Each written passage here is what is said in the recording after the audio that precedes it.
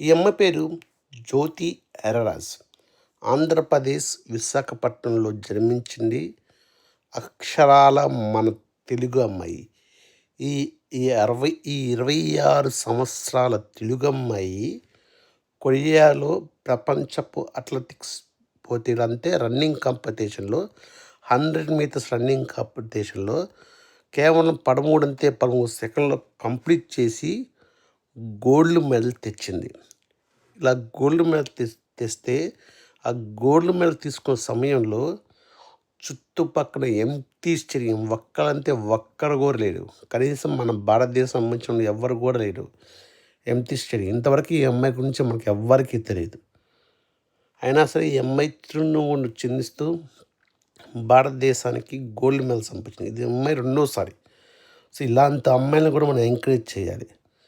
మనం కేవలం బిగ్ బాస్లో తనుజ పుత్తస్వామినే కాదు, ఈ జ్యోతి ఎర్రరాజును కూడా సపోర్ట్ చేయాలి. బిగ్ బాస్లో తనుజ పుత్తస్వామి ఎంత గొప్ప, ఈ జ్యోతి ఎర్రరాజు అనే అమ్మాయి అంతకన్నా ఎక్కువ గొప్ప.